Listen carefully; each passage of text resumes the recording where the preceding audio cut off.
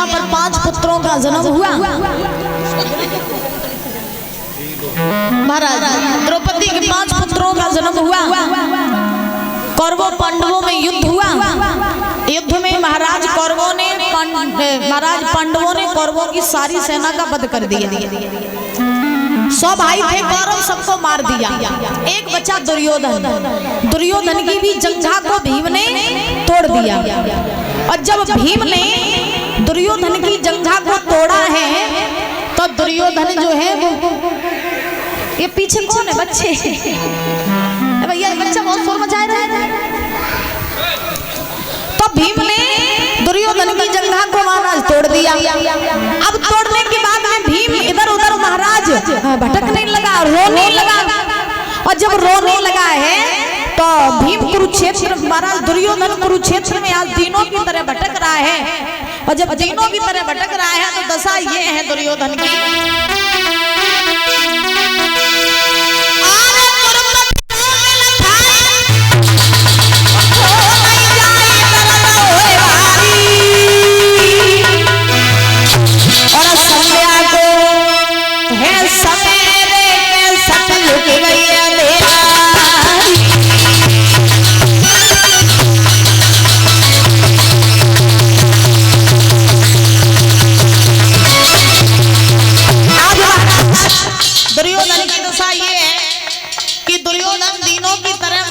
कुरुक्षेत्र में भटक रहा है। कोई भी दुर्योधन के घर में ऐसा नहीं रहा जो महाराज पानी को भी दे। भटक रहा है दुर्योधन। दशा बड़ी ही महाराज विचित्र है।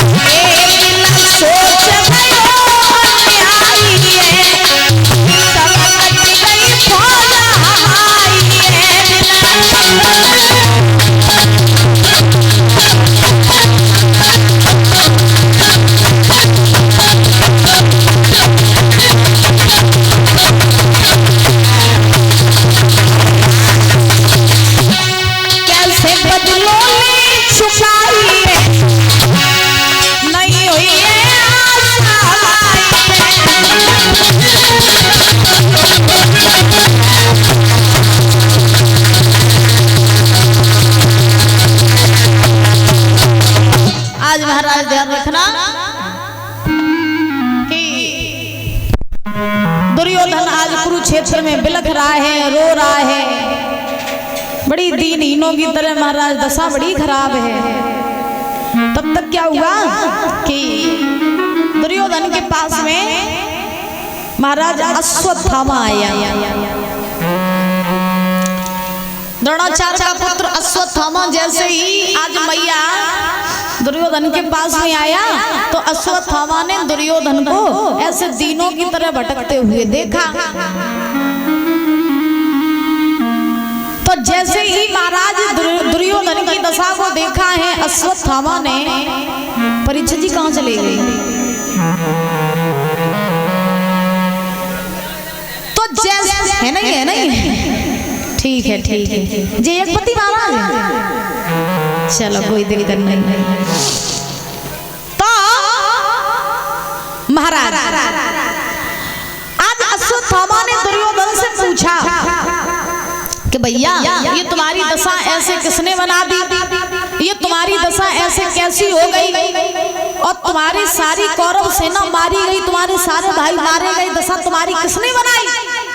तो दुर्योधन ने आज अश्वत्थामा से रो करके कहा भैया तुम जानना चाह रहे हो ना मेरी दशा किसने बनाई? तो सुनो, तुम्हें नहीं मालूम है? अरे मेरे दिल में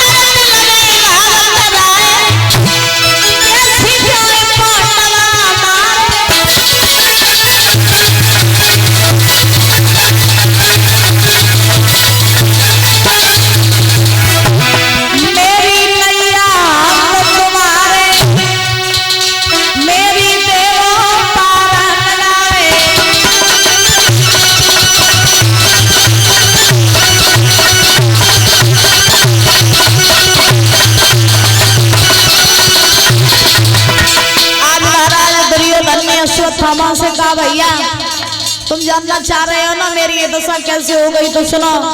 मेरी इस दशा के जिम्मेदार पांडव हैं। पांडवों ने मेरे सभी भाइयों को मार दिया, मेरी सारी कौरव सेना का विनाश कर दिया। अब भैया मेरे पास में कोई ऐसा नहीं है जो मेरा बदला पांडवों से ले पाए। ऐसा करो, अब मेरी नैया तुम्हारे ही हाथों है। अगर तुम पांडवों को मार दोगे तो पता है अश्वत्थामा हम तुम्हें क्या देंगे। अश्वत्थामा बोला क्या दोगे? दुर्योधन बोला सुनो ना।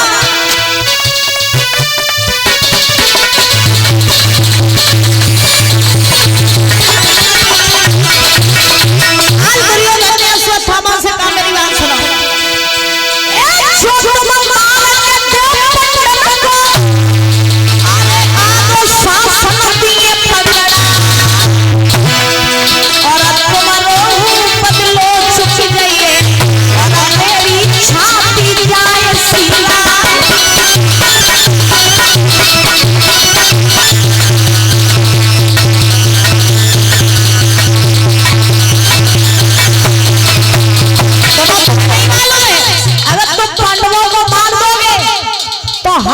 अश्वत्थामा अपना हस्तिनापुर का आधा शासन दे देंगे।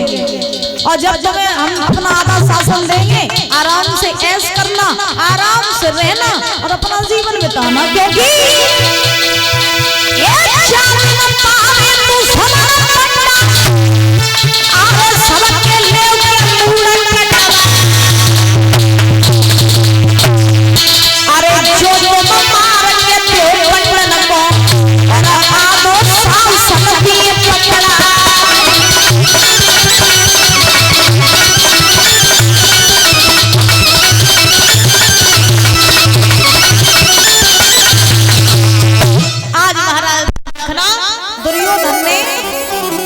अश्वत्थामा से क्या कहा? यज्ञपति जी महाराज क्या कहा है? हाँ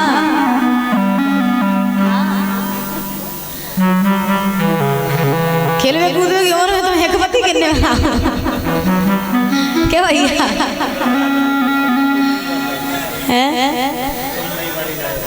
सोचो तो यही फांस देगी। बोली मां के प्यारी लाल की।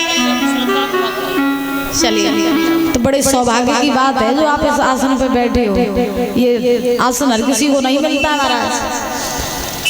तो आज दुर्योधन ने अश्वत्थामा से कहा, क्या कहा कि सुनो, अगर तुम पांचों पांडवों के शीश काट करके मुझे दिखा दोगे तो हम तुम्हें हस्तिनापुर का आधा शासन दे देंगे। अब अश्वत्थामा ने जो आधे शासन की बात सुनी तो अश्वत्थामा बड़ा खुश हो गया। सोचने लगा दुर्योधन इससे पर कौन सी बड़ी बात है, हम रात के समय जाएंगे और पांडवों के शीश काटेंगे, तुम्हारी झोली में डाल देंगे आके। लेकिन अपने वचन से पीछे नहीं हटना। दुर्योधन ने कहा ठीक है, हम अपने वचन से पीछे नहीं हटेंगे, लेकिन पांचों पांडवों के शीश काट के ले आओ मेरे पास। जो ये बात कही तो आज अश्वत्थामा लालच में आकर के महाराज उसने हामी भर ली। हामी जैसे ही भरी तो अश्वत्थामा ने दुर्योधन से कहा ठीक, चिंता ना करो, हम पांचों पांडवों के शीश कल काट करके ले आएंगे, तुम्हारी झोली में डाल देंगे, चिंता ना करो। जो जो ना कहा तो कहने के बाद में आज महाराज अश्वत्थामा जो है वो अपने धाम को आया। जैसे ही अपने धाम को अश्वत्थामा आया, इधर भगवान कन्हैया पांडवों के साथ थे, तो भगवान ने ध्यान धर के देखा कि देखे दुर्योधन ने पांडवों को मारने के लिए अब कौन सी नई चाल चली है। तो भगवान ने ध्यान धर के देखा तो क्या देखा कि दुर्योधन ने अश्वत्थामा से पांडवों के शीश काट के लाने को कहा है। भगवान समझ गए कि अब ये अश्वत्थामा जो है लालच में पड़ गया है और अब ये अश्वत्थामा आएगा और पांडवों के शीश काट के ले जाएगा। तो भगवान ने क्या किया, जैसे ही मन में समझ गए हैं कि मन में समझ गए भगवान और निश्चित जाए पांडवा।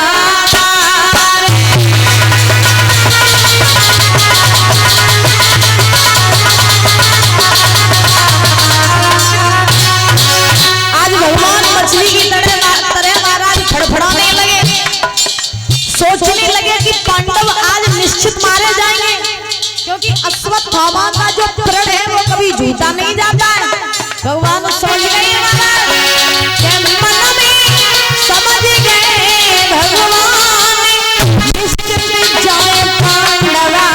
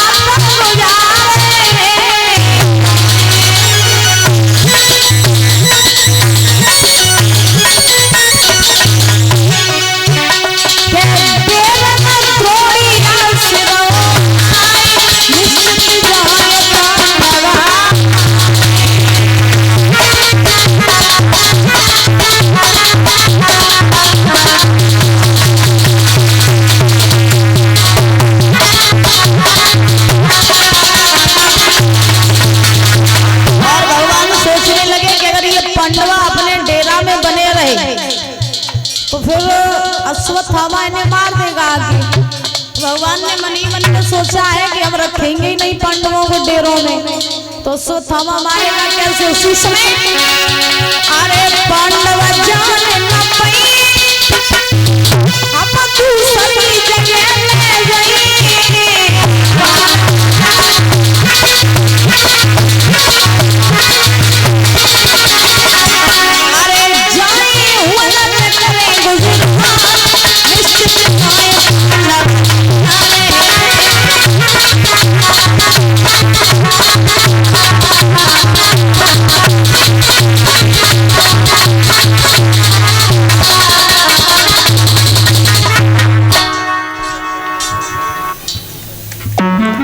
पुष्पेंद्र भैया जी अमूल डेयरी इनकी तरफ से महाराज ये 100 रुपए आए हैं, बहुत बहुत धन्यवाद है। भगवान से कामना करेंगे सुख शांति प्रदान होती रहे, धन के भंडार भरे रहे, किसी भी चीज की कमी ना हो, हमेशा ऐसे हंसते मुस्कुराते बने रहे। और भैया यही फरमाइश है कि एक भजन सुना दो, तो आइए देखते हैं कुछ शब्दों में।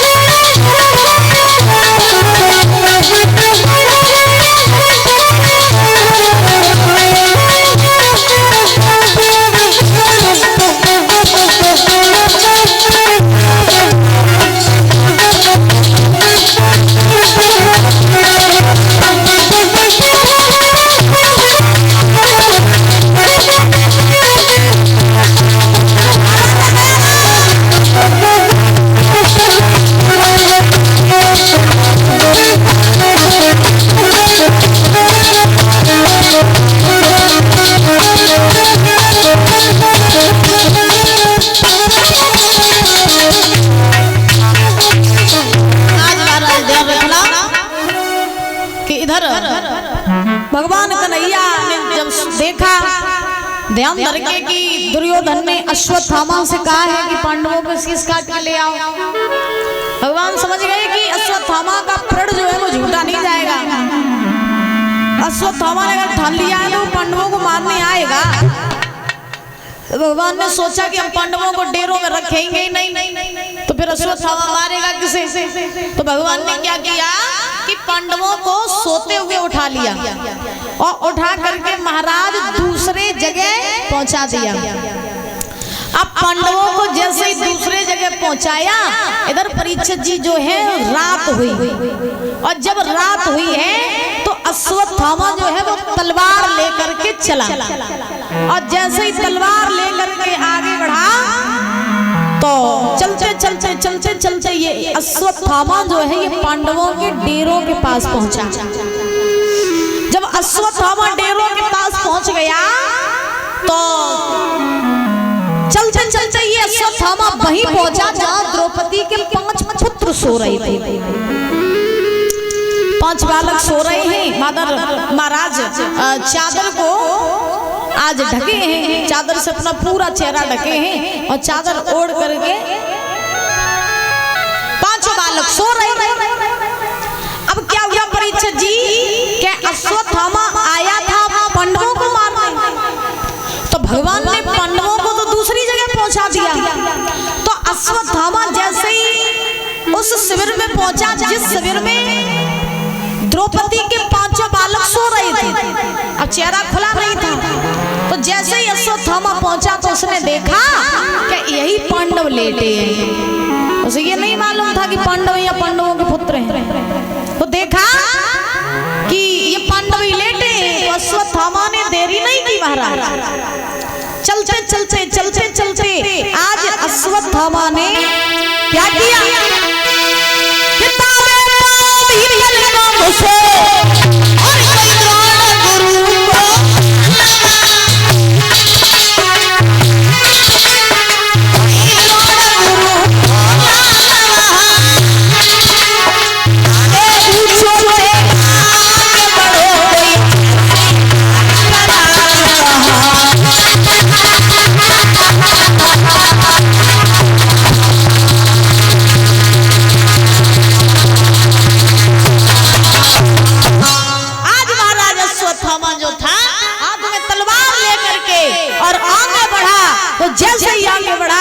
उसने देरी नहीं की। जहां द्रौपदी के 5 पुत्र सो रहे थे, उस अश्वत्थामा ने अपनी तलवार से 5 के शीश काट लिए।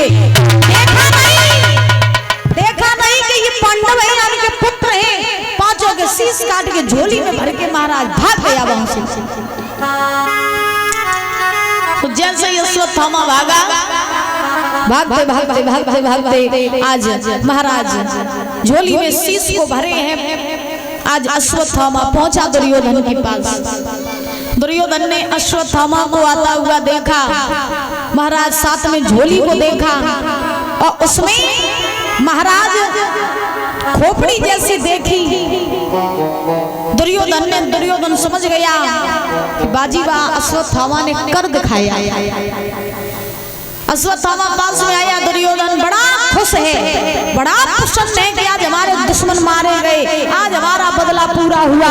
तो जैसे ही आज पहुंचा अश्वत्थामा तो दुर्योधन ने अश्वत्थामा से कहा, भैया ले आए मेरे बालकों के शीश। अश्वत्थामा ने कहा हाँ ले आए हम शीश। तो दुर्योधन ने कहा अब शीश तो तुम ले ही आए हो मेरे दुश्मनों के, तो जरा दिखा दो, क्योंकि जब तक हम देखेंगे नहीं अपने दुश्मनों को मरा हुआ तब तक हम चैन से नहीं बैठेंगे। तो मेरे दुश्मनों के शीश दिखाओ। तो जब ये बात कही कि शीश दिखाओ, तो जैसे ही अश्वत्थामा ने वो झोली खोल के दिखाई तो पांडवों के शीश तो थे नहीं, उसमें महाराज द्रौपदी के बालकों के शीश रहे। तो दुर्योधन ने जैसे ही उन 5 बालकों के शीश देखे, द्रौपदी के बालकों के शीश, तो दुर्योधन को बड़ा कष्ट हुआ। और जब महाराज कष्ट हुआ तो क्या हुआ कि दुर्योधन आज अश्वत्थामा से कहने लगा, दुष्ट नालायक पापी हत्यारे, मैंने तुझसे कहा था कि तू पांडवों के शीश काट के लाना, लेकिन तूने क्या किया, तू तो मेरे